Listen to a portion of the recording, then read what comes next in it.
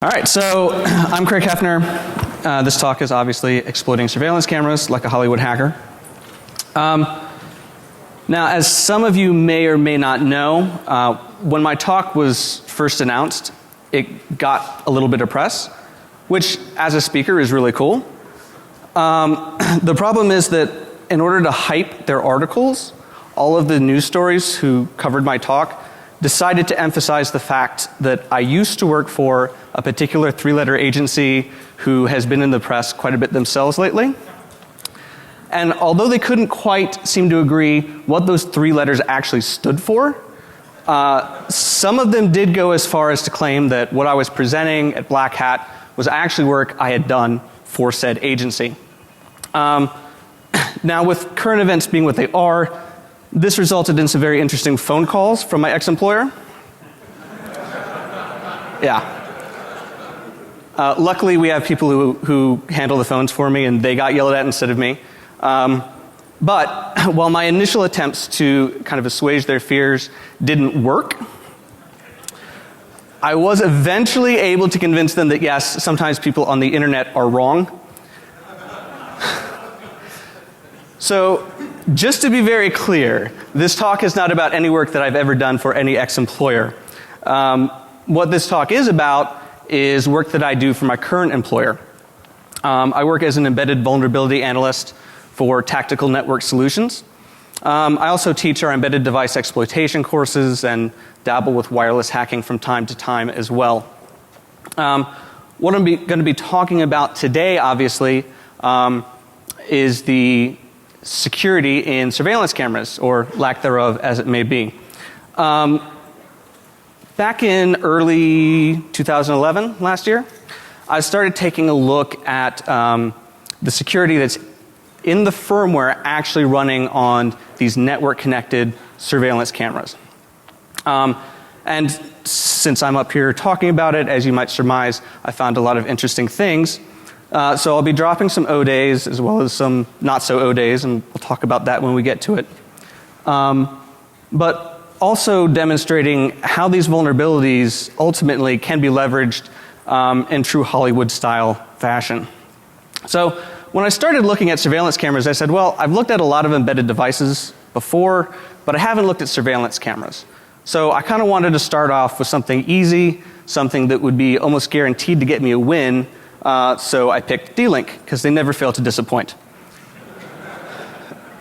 Specifically, I looked at the DCS7410, which at around $900 is one of their more expensive business IP cameras. And like all the cameras that I'm going to be talking about today, they provide an administrative interface as well as access to the video feed through a web server running on the camera.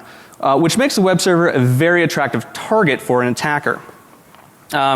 Now specifically, this camera uses Lighty, which is an open source web server that you find used quite a bit in embedded devices. And they actually, in the Lighty configuration, they set up some very sane and restrictive access rules as to who can get to what through the web server. So you can see here that if you wanted to get to anything in the CGI admin directory, you have to be logged in as an admin. If you want to get to anything in the video directory, you can be any user, but you do have to be authenticated. You do have to be a valid user. So they had entries for every single directory in their web interface, except one. They did not have an entry for CGI bin. Now, as it turns out, there's not much in the CGI bin directory. Almost all of the CGI scripts are actually in the CGI directory, which is protected. In fact, CGI bin only has one file in it, and that was rtpd.cgi, which is a shell script that can be used to start and stop the real-time transport protocol daemon. So for example, if you wanted to stop the RTP daemon, you would simply send a request to rtpd.cgi, and in your query string you specify action equals stop to stop the service. The problem is the way they handle this query string that you provide is they replace all ampersands with spaces and then eval the result. So they're literally executing in a shell whatever you put in your query string. And not only that, it runs as root. So you can do something like this, and it reboots the device. And I actually had a hard time categorizing this because it's not even command injection. We're not injecting anything. It's just running whatever we give it. So I've dubbed this the Ron Burgundy because it will literally execute whatever you put in your query string.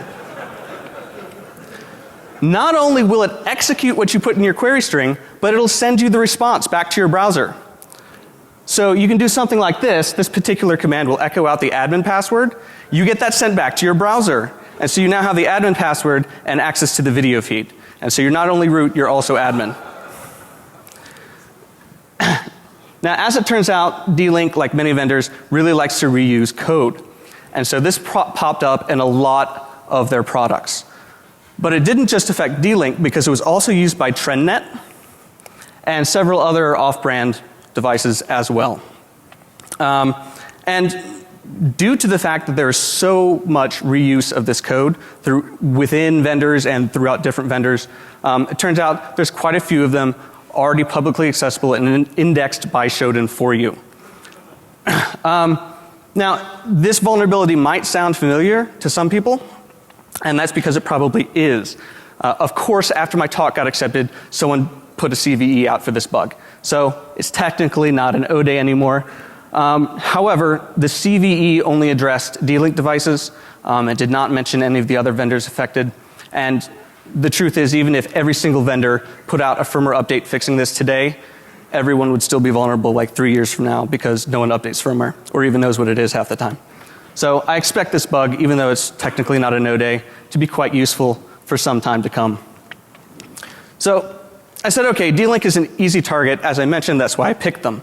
Let's move on to perhaps a more reputable vendor like Cisco.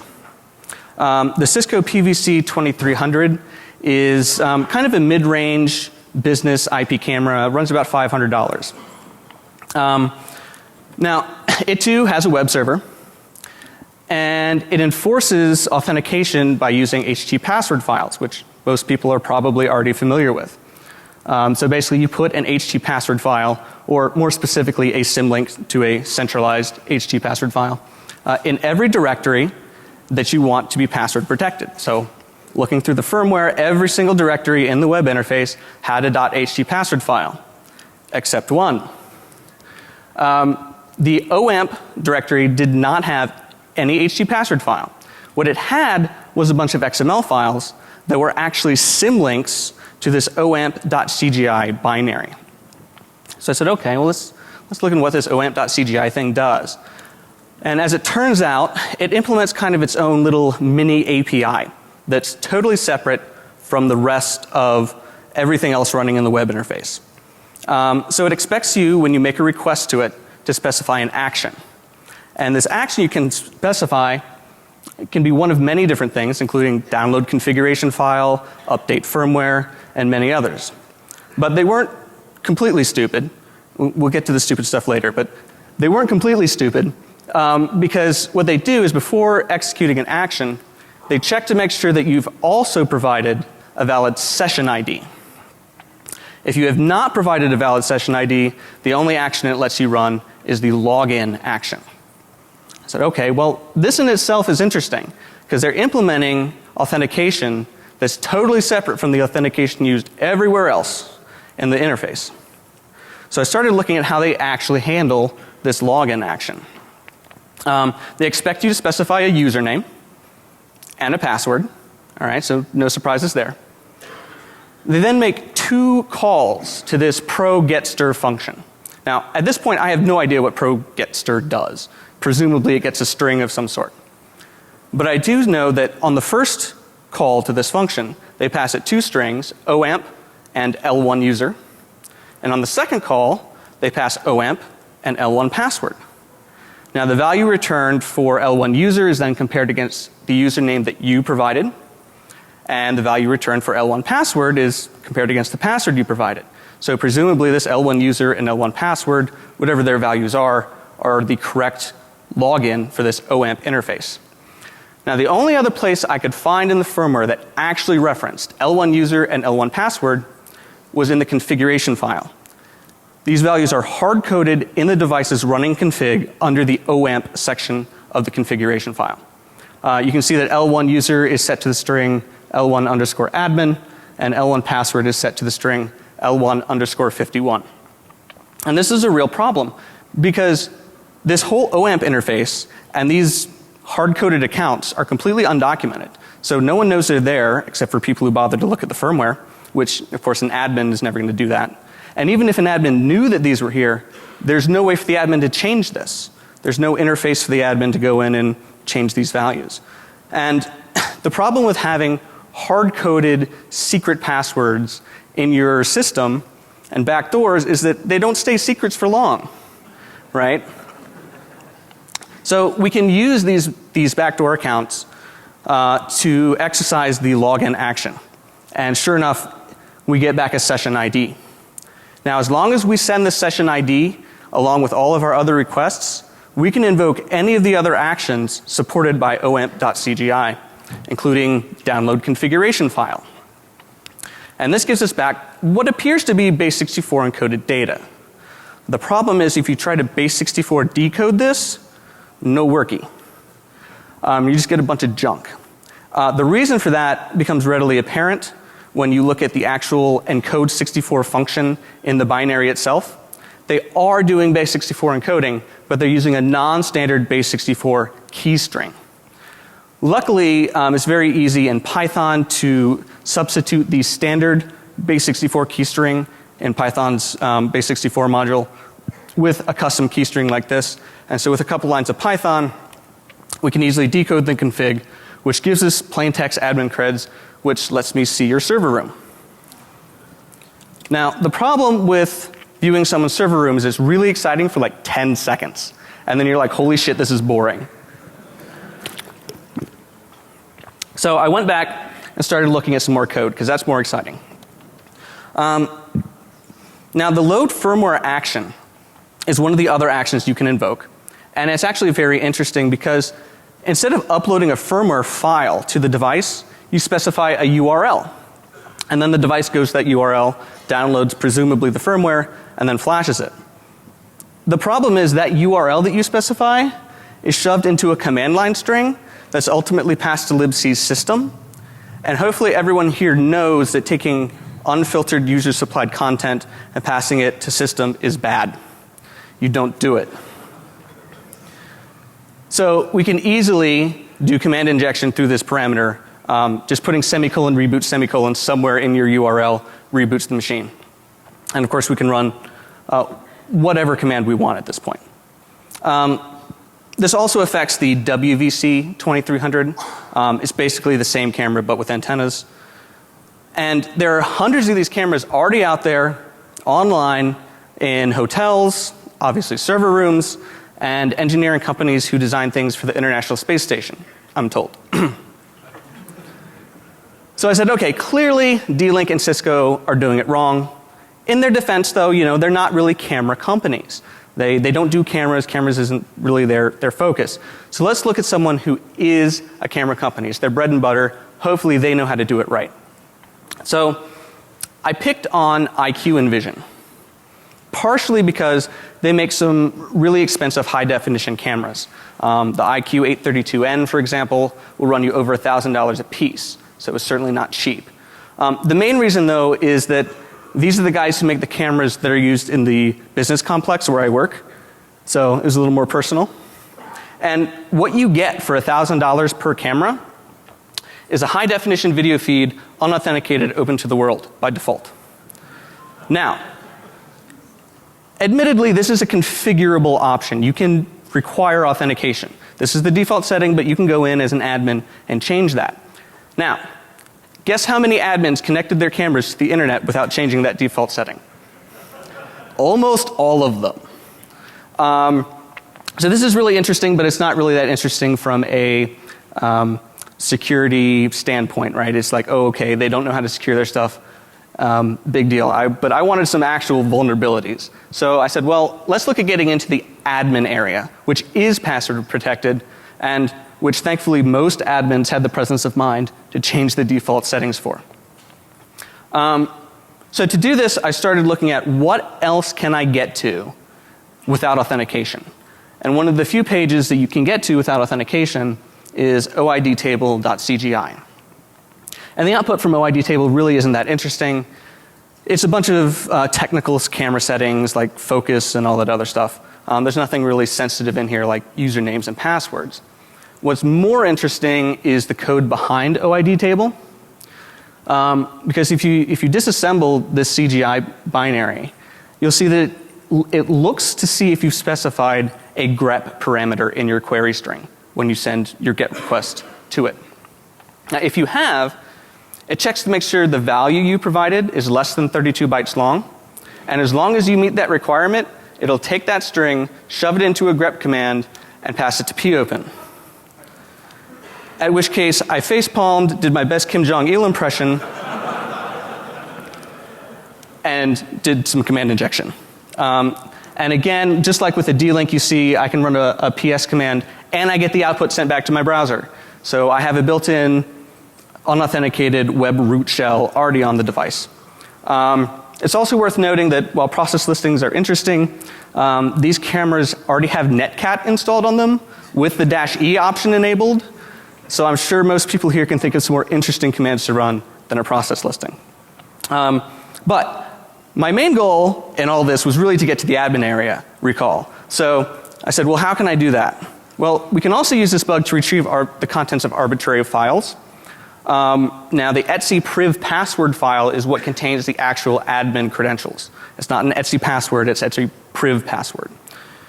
So we can pull back the contents of that file. And as you can see here, it has the username root and an encrypted password. So at this point, we have two options. You can try and decrypt the password, or if that doesn't work, I mean, screw it, we're root, we'll just overwrite the file with whatever we want. In either case, we get access to the admin area, and again, we're both root and admin on these cameras. These bugs affect most of IQInvision's product line, including their 3 series cameras, the 7 series, the Sentinel series, the Alliance Pro, Alliance MX, and Alliance Mini series. I won't read off all the models, I'll be up here forever. And there are plenty of these out online, which is a little distressing considering that they're known to be deployed by schools, police, banks, governments, prisons, casinos, utility companies, financial consulting firms, and DHL, to name a few. So have fun with that. By far the most expensive camera I looked at though was the N5072 from 3S Vision. Now this one has a list price of contact us, which is how I know I can afford it. And I ran into a bit of a problem with this particular camera. A little hiccup at first, because for all the other cameras I had been able to just go to the vendor website, pull down a firmware update, whatever the latest firmware update was, and start analyzing the code in the firmware for vulnerabilities. So I really didn't have to buy the device in order to at least do initial testing and things like that. When I went to download the firmware for this camera, it gave me a little JavaScript pop-up box on the vendor's webpage saying, we want your password. So I immediately tried all the most common passwords, love, sex, God. Of course, none of those worked. What ended up working though was tab equals 4. Because if you look at the JavaScript, it sends your password back to the server. I don't even need to explain this to you guys, this is great. Yeah, and as long as you get the password right, it just redirects you to your current URL with ampersand tab equals 4 appended onto the end of it. And I said, well gee, since I'm literate and all, I bet I can do that myself. And sure enough, I get the download page.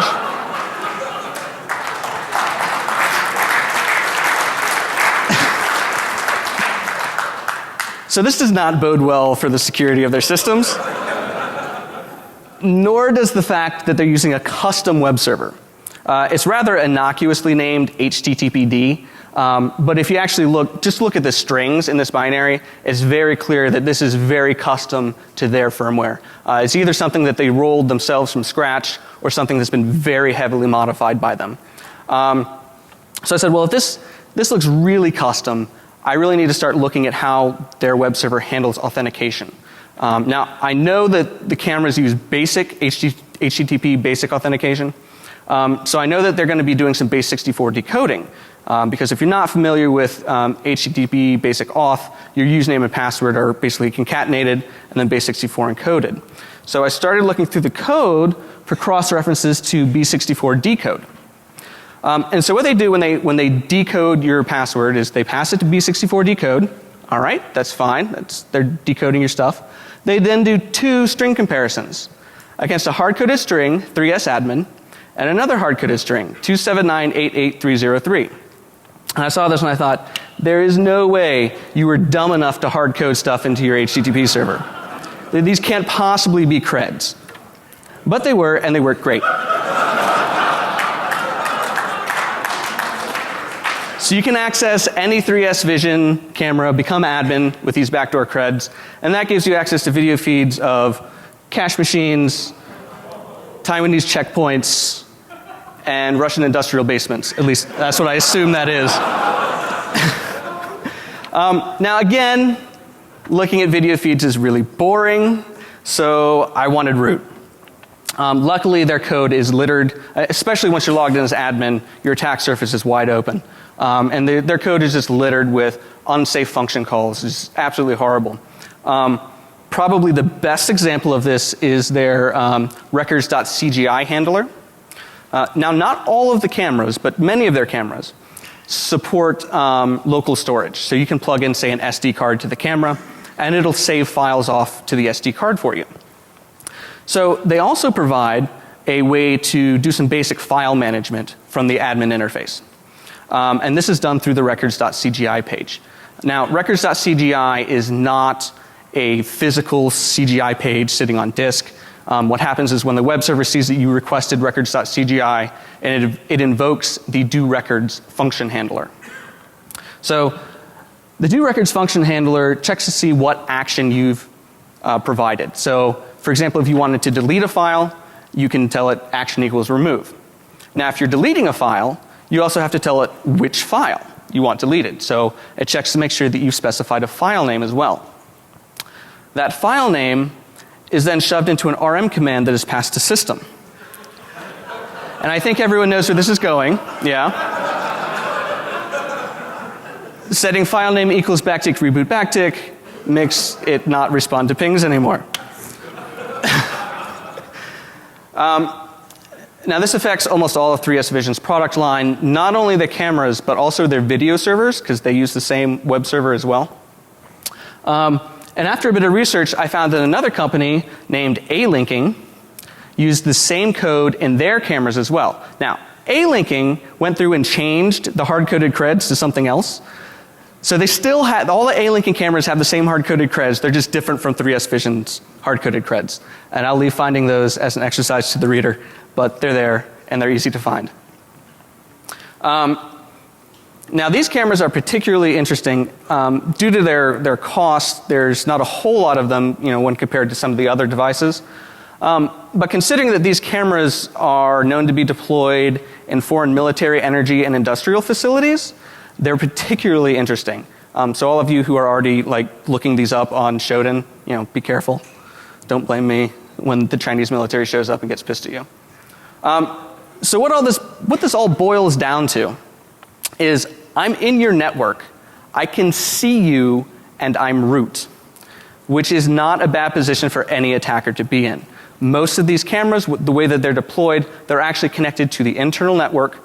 So if you can remotely access them and break into them, get root on them, you now have a Linux-based ARM machine sitting inside their network that you can then use to go after anything else in the network. But I wanted to kind of take a step back from that and say, okay, that's great and all, but what can I do to the camera itself? All right, I've got root on the camera. This is awesome. But if you go up to an average admin and say, I got root on your camera, he's like, I don't even know what that means, right? What the hell are you talking about? So I wanted to do something a little more interesting, something that would actually demonstrate what you can do. So, skipping slides. I wanted to take, say, a video stream that looks like this, and instead make it look like this. And this is kind of the classic Hollywood hack, right? You've got to get into the facility that's guarded and it's got security cameras, so the token hacker of the group has to break into this camera system and make it look like no one's there when really they are. So to demonstrate this and just do a little proof of concept, I picked a Trendnet IP410WN. Now, I picked this camera for a couple reasons. First of all, I can afford it, which is a big plus. But secondly, it has a backdoor account that can access certain restricted files, which have very obvious command injection bugs, which can be trivially exploited by anyone who can send packets to the camera. In other words, it's the same stuff I've been up here talking about the whole time, just on a slightly less expensive camera. Now, as it turns out, this particular bug is also not a Node A. It was actually first published in 2011. The problem is, I didn't know about it, and neither did anyone else, because when they published this, they didn't mention any specific devices that were affected. They didn't mention any specific firmware versions that were affected. So, if you went and Googled for, TV IP410WN vulnerabilities or exploits, you didn't find anything. And the problem with not providing this information when you do things like vulnerability reports is it's difficult for other people in the security community to validate your claims, first of all. But it also makes it impossible for vendors and customers to determine what models need to be fixed and whether I'm actually vulnerable or not. So the easiest solution here is to just ignore it and hope it goes away, which is what everyone did. So these devices, even though this is a known bug since 2011, have been shipping with these bugs ever since. Oh yeah, there's a lot of them out there too. So let's say hypothetically this is our admin's video feed. We want to make sure it stays that way, right? So for purposes of demonstration, we'll assume that the admin is browsing the video feed through the web interface rather than maybe through a custom service or RTPD or something like that. So if you're on this particular camera, when you're browsing, when you're viewing the video feed through your browser, the process responsible for streaming images to your browser is mjpeg.cgi. So with command injection and the ability to see the output from our commands that we're injecting, we can run process lists and see what processes are running, and then we can just kill off all the mjpeg.cgi processes. And this actually has the effect of temporarily freezing the admin's video feed, because his browser is only going to show him whatever the last image it received was, and he's no longer getting any more images. But we don't want to stop there, because if the admin refreshes his browser or navigates away from the page and comes back, he starts up a new stream and then he's going to see the live video feed. So what we also want to do is replace mjpeg.cgi. And this does not have to be difficult. A 2-line bash script will suffice, particularly in a pinch. All you have to do is replace this CGI page on disk with a bash script that echoes out some basic headers to make the browser happy, and then cats out the contents of a static JPEG image. Presumably, this JPEG is a picture of the empty elevator, but it can be goatsy or whatever you want. So while the admin will now always see this, no matter what is actually going on in the elevator. So this is actually a lot more fun to see in a live demo. So if the demo gods will work with me today. All right, so I have my camera guarding my precious beer here, so you can see if I try and take it, whoever's watching will know. However, I have a little exploit script written up. And this exploit script does a couple of things. First of all, it's going to kill the admin's video feed. It's going to replace the mjpeg.cgi just like we showed. It's also going to give me the administrative credentials to the camera and set up a secret URL so that I can still see the live video feed even though the admin's is frozen permanently.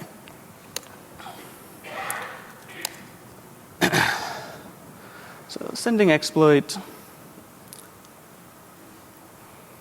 Okay, so you can see here it gave me back the user credentials, the login as admin and securecam1234. It also tells me what URL it's set up so that I can view the real video feed. So if I go over to my hacker's browser here, See if I can type this. I can see what's going on. So if I try and take this, I know that, but the admin doesn't. So that's the demo.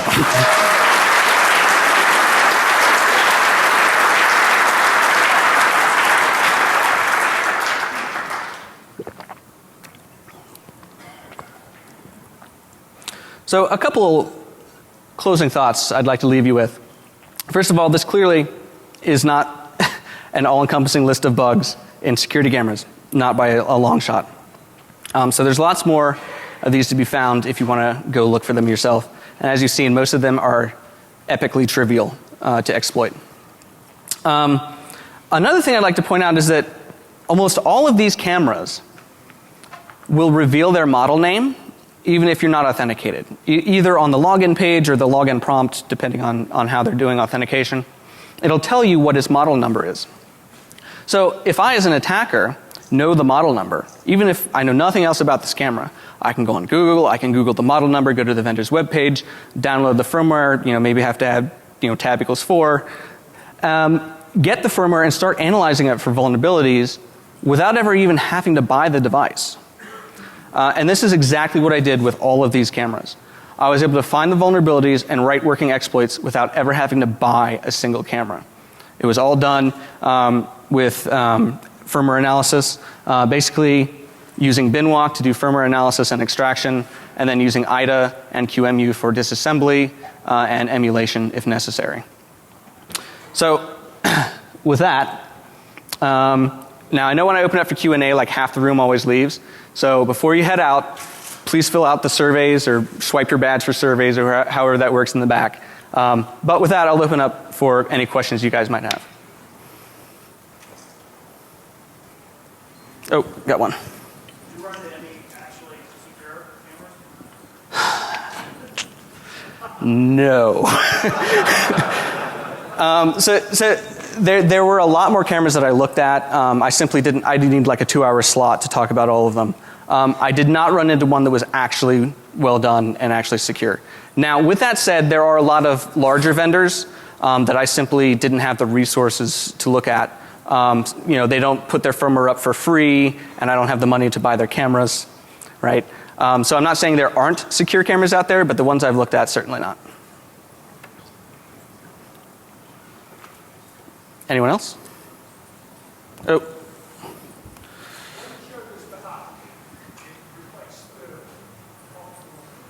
You have to speak up. I can't hear you. Mm-hmm.